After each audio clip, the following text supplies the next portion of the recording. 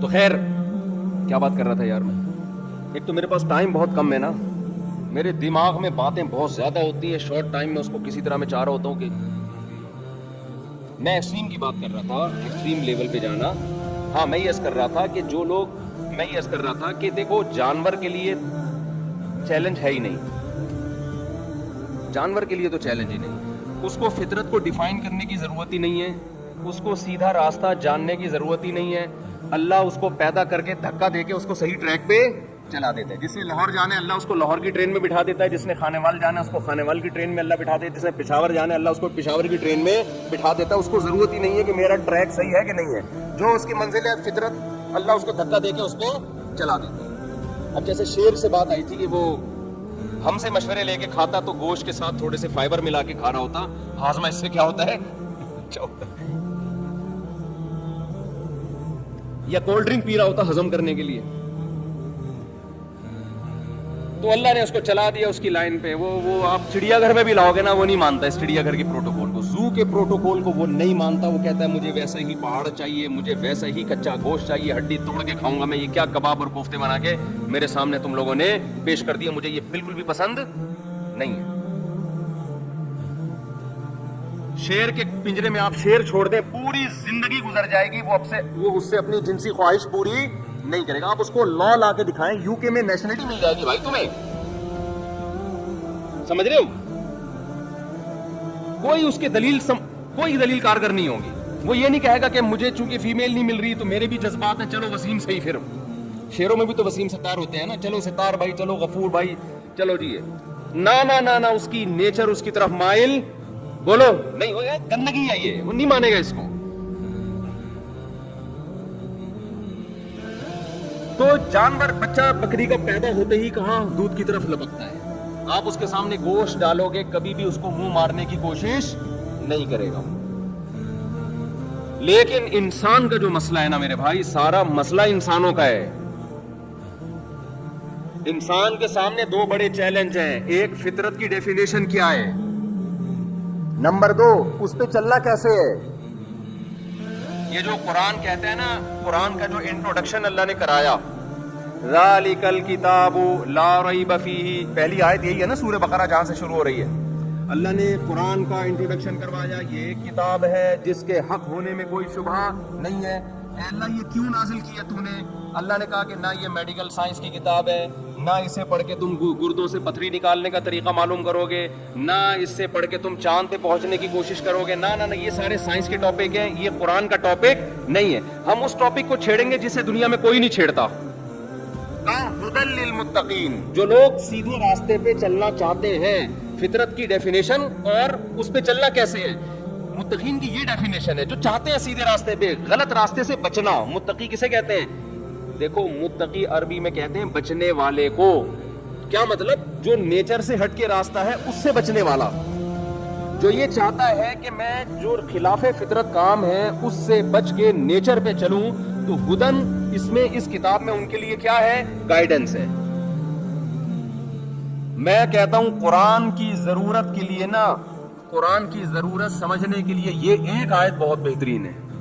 اس سے آپ کو قرآن کی اہمیت کا اندازہ ہوگا. مجھے بتاؤ انسان کے لیے اس سے زیادہ ضروری کوئی چیز ہو سکتی ہے کہ جس نیچر پہ اس کو پیدا کیا گیا ہے اس نیچر پہ وہ چلتا رہے. آپ اگر نیچر سے ہٹ جاتے ہو نا, آپ سب سے پہلے مینٹلی ڈسٹرب ہوتے ہو, چاہے کتنی سہولتوں میں ہو. آپ چڑیا گھر میں, زو میں آپ نے شیر کو لا کے رکھا, ساری سہولتیں دے دیں لیکن اس کا وہ نیچرل ماحول نہ دیں جو اس کو جنگل میں ملائے. شیر کی کھوپڑی تھوڑے دنوں میں کیا ہو جائے گی؟ شارٹ ہو جائے گی. این ممکن ہے وہ پھر وہ خودکشی کر لے. آپ نے کیا کیا؟ جنگل سے شیر کو لا کے رکھا آپ نے, اور آپ نے اس کو بجائے غار بنانے کے, مٹی کے ٹیلے بنانے کے, آپ نے اس کو ایئر کنڈیشن روم دیا اور خوبصورت ڈبل بیڈ لگا دیا اور ساتھ میں دلہن بنا کے شیرنی کو بٹھا دیا. آپ نے ڈبل بیڈ ہے, کمبل بھی ہے, اور کھانے کے لیے آپ نے ساری سہولتیں ہیں نا. آج انسان کہتا ہے نا پرتعیش لائف, تو یہ مل رہی ہے نا انسان کو. لیکن ڈپریشن کم ہونے کے بجائے کیا ہو رہی ہے؟ بولو کیا ہو گیا بھائی؟ बढ़ रही है। आपने क्या किया जनाब, उसको फिर आपने पीने पिलाने का भी इंतजाम कर दिया शेर के लिए। आज तक पानी पिया है, जरा ये पी के देखो, टुन हो जाओगे, मजा ना आए पैसे वापस। शेरनी को भी लगा दिया कि तुम भी पियो, फिर लाइफ को एंजॉय करो। और उसको कहा कि तुम आज तक छीछड़े, गोश्त, हड्डी, गंदा, चूहे, बिल्ली, पता नहीं क्या क्या खाते रहे हो। आपने जनाब ऑर्डर किया कबाबजी वालों को या हवेलियां को कि यार बेहतरीन मलाई बोटी जो है ना शेर के लिए, गरम गरम हांडी में बनी हुई, मक्खन का तड़का लगा हुआ, चिड़ियाघर में पहुंचा दो।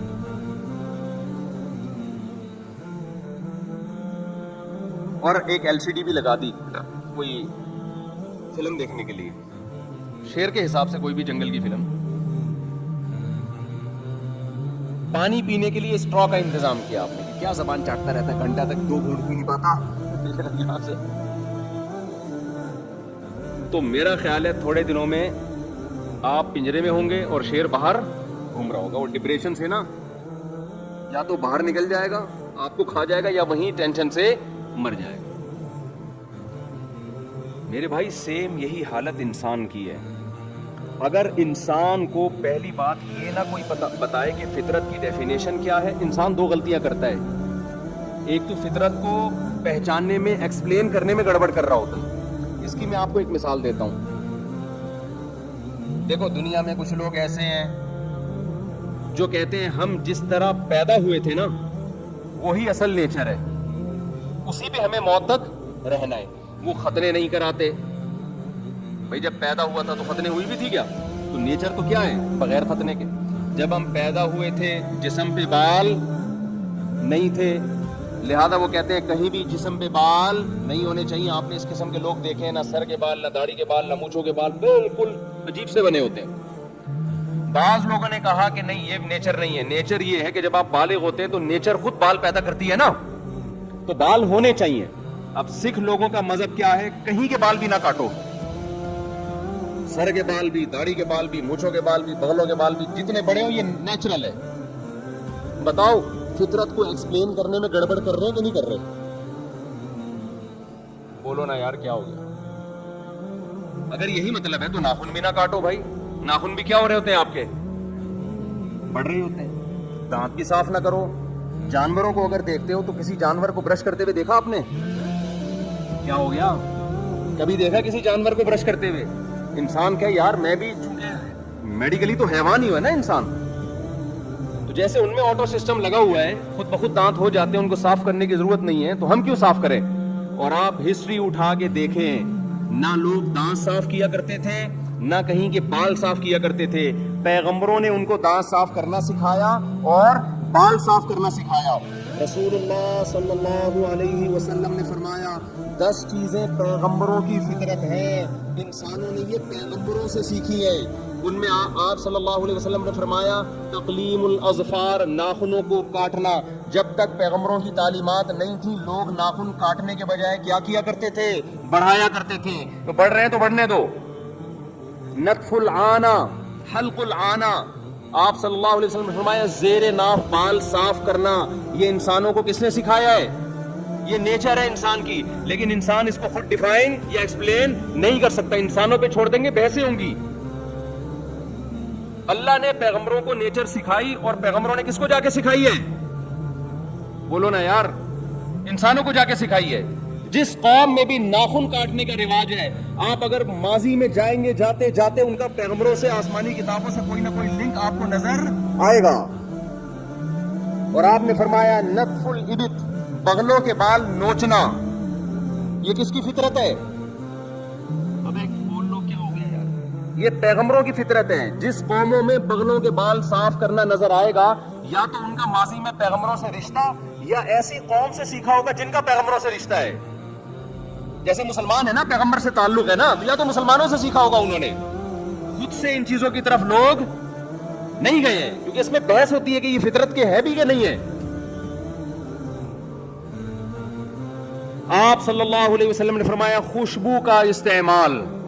जानवर को देखा कभी शेर सुबह सुबह निकल रहा हो स्प्रे करके? یہ جو خوشبو کا استعمال ہے یہ بھی انسان کی نیچر ہے. یہ نیچر کس نے سکھائی ہے حدیث کے مطابق؟ بولو, پیغمبروں میں. آپ صلی اللہ علیہ وسلم نے فرمایا نکاح کرنا یہ کس کی فطرت ہے؟ پیغمبروں کی. انسان نے خوب سمجھ لو خود سے میرج اور نکاح یہ انسان نے خود سے نہیں سیکھا. ایک نفسیاتی ڈاکٹر کی میں تقریر سن رہا تھا. یہ جو ہمارے نفسیاتی ڈاکٹر ہیں بہت سے اچھے ہیں, جو میرا بیان سن رہے ہیں وہ تو سارے ہی اچھے ہیں, لیکن جو نہیں سن رہے ہیں ان کی بات کر رہا ہوں. یہ ساری نفسیات پڑھتے ہیں گوروں سے. یہ کہاں سے پڑھ کے آ رہے ہوتے ہیں؟ وہی سارے قوانین یہاں ان کا اطلاق یہاں پہ کر رہے ہوتے ہیں. تو بھائی تم اس سوسائٹی میں رہ کر قانون کس کے تھوپ رہے ہو؟ اس سوسائٹی کے. تو عجیب سی بات ہے یا نہیں؟ بہت سمجھدار جو ڈاکٹر ہیں وہ تو میں ملا ہوں, وہ تو الحمدللہ وہ سمجھتے ہیں ساری چیزوں کو. وہ تو اصول اور کلیات جو ہے نا ان کے حساب سے فیصلہ کرتے ہیں. لیکن بہت سے ڈاکٹر عجیب. ایک ڈاکٹر صاحب تقریر فرما رہے تھے کہ یہ جو نکاح کا رواج ہماری سوسائٹی میں یا انسانیت میں آئے 5000 سال پرانی تاریخ ہے اس کی. یہ جو میرج سسٹم انسانوں میں شروع ہوا کب سے شروع ہوا؟ کیا مطلب اس سے پہلے نکاح کا رواج نہیں تھا؟ میں نے کہا یہ ڈاکٹر صاحب گورے سے اتنا متاثر ہیں کہ ان کو اتنی بھی توفیق نہیں ہوئی کہ گورے نے جب بہت بڑی پھینکی ہے تو تھوڑا سا اپنی سینس استعمال کر کے غور کر لیتے کہ کیا یہ لاجیکلی بات بنتی بھی ہے کہ نہیں بنتی. 5000 سال پہلے کیا گول میز کانفرنس ہوئی تھی؟ دیکھو آپ جتنا ماضی کی طرف جاؤ گے, مجھے ایک بات بتاؤ, نکاح کا رواج بڑھتا ہوا نظر آئے, کم ہوتا ہوا نظر آئے گا یا بڑھتا ہوا نظر آئے گا؟ بڑھتا ہوا نظر آئے گا نا. دیکھو ہم جب گراف کھینچتے ہیں نا, ہم جب ایک وائٹ بورڈ پہ گراف بناتے ہیں تو گراف میں لائن یہاں سے اوپر جا رہی ہوتی ہے یا اوپر سے نیچے آ رہی ہوتی ہے. مجھے ایک بات بتاؤ, جیسے جیسے ہم فیوچر کی طرف جا رہے ہیں نکاح کا رواج بڑھ رہا ہے یا کم ہو رہا ہے؟ بولو, کم ہو رہا ہے نا. ابے تمہیں یہی نہیں پتا کہ کم ہو رہا ہے کہ بڑھ رہا ہے؟ تمہارے باپ دادا میں رواج زیادہ تھا یا اب زیادہ ہے؟ باپ دادا میں زیادہ. گوروں میں بھی یورپ میں پہلے نکاح کا رواج زیادہ تھا, اب کیا ہو گیا؟ کم ہو گیا. جیپنیز میں پہلے شادیوں کا رواج زیادہ تھا, اب ہو سکتا ہے نکاح مشکل لفظ آپ کے سمجھ میں نہ آ رہا ہو. جیپنیز میں پہلے شادی کا رواج زیادہ تھا, اب کیا ہے؟ کم ہے. تو جیسے جیسے ہم فیوچر کی طرف جا رہے ہیں شادی بیاہ کا رواج بڑھنے کے بجائے کیا ہو رہا ہے؟ کم ہو رہا ہے. یہاں تک کہ فرانس کے ایک چرچ میں ایک دفعہ ایک شادی کے لیے جوڑا آیا تو باقاعدہ نیوز اینکر پہنچ گئے کہ ونس اپون اے ٹائم کسی کی یہاں شادی ہوئی تھی, 10 سال سے اب تک کسی کی شادی ہم نے دیکھی نہیں ہے. تو یہ رواج بڑھنے کے بجائے کیا ہو رہا ہے؟ کم ہو رہا ہے. تو اب اس کا مطلب یہ ہے کہ کم ہونے کا گراف کیا جا رہا ہے؟ اوپر جا رہا ہے نا. تو ہم اگر پاس کی طرف جائیں گے تو جو چیز فیوچر میں کم ہو رہی ہے اس کا مطلب پاسٹ میں وہ کیا تھی؟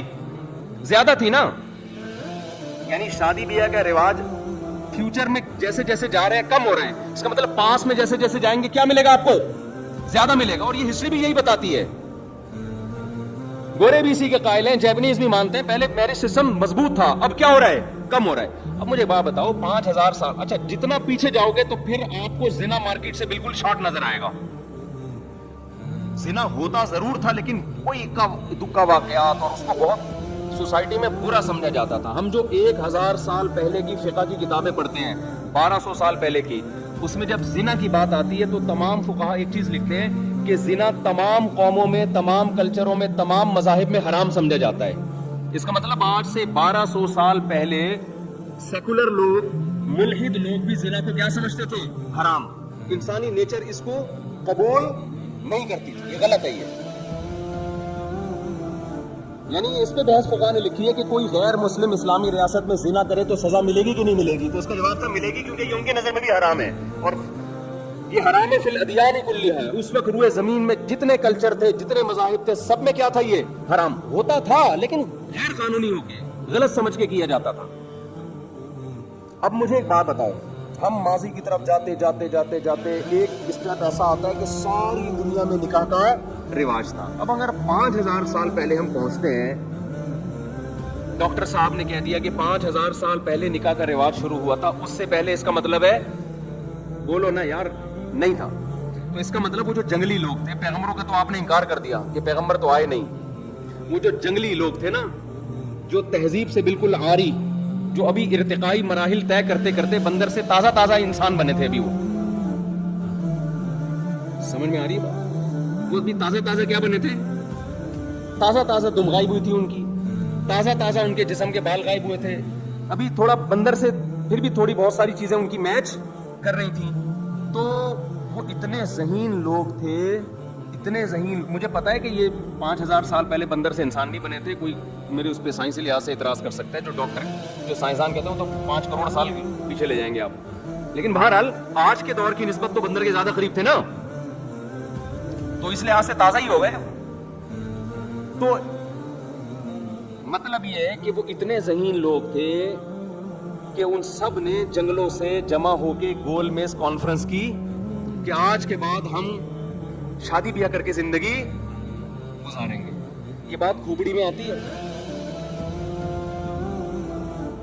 نہیں آئی بات, کھوپڑی میں آتی ہے بات, جبکہ زنا میں لذت اتنی ہے اور شادی میں ٹینشن اتنی ہے کہ اس میرج سسٹم پہ لانے کے لیے آج یورپی قوتیں ہتھیار ڈال بیٹھی ہیں. وہ چاہتی ہیں شادی بیاہ کا رواج آئے, ان کے بس میں نہیں ہے ابھی یہ. تو اس دور کے جنگلیوں کے بس میں تھا کہ سارے انسان کو جمع کر کے میرج سسٹم کو پروموٹ کرو, اور وہ کامیاب بھی ہو گیا. یہ بہت بڑی پھینکی ہے یا نہیں, مجھے صرف یہ بتاؤ ڈاکٹر صاحب نے. خدا کی قسم ماضی میں آپ جاؤ, نکاح کا مضبوط نظام یہ پیغمبروں کے وجود کی اور ان کی تعلیمات کے اثر کی اتنی بہترین دلیل ہے کہ اس دلیل کے بعد مذہب کے برحق ہونے کے لیے کسی اور دلیل کی حاجت نہیں رہتی. یہ پیغمبروں نے یہ کام کروایا, اور پیغمبروں کی موٹیویشن کے بغیر اتنی بڑی دنیا کا نکاح سسٹم پہ جمع ہو جانا امپاسبل, یہ ممکن بھی نہیں ہے. جیسے مسلمانوں میں شراب نہیں ہے, کیا قانون کی وجہ سے؟ اسلام کی وجہ سے. پیغمبروں کی موٹیویشن بہت پاورفل ہوتی ہے کیونکہ ان کے پیچھے معجزے ہوتے ہیں, ان کے پیچھے اپنی لائف ہوتی ہے.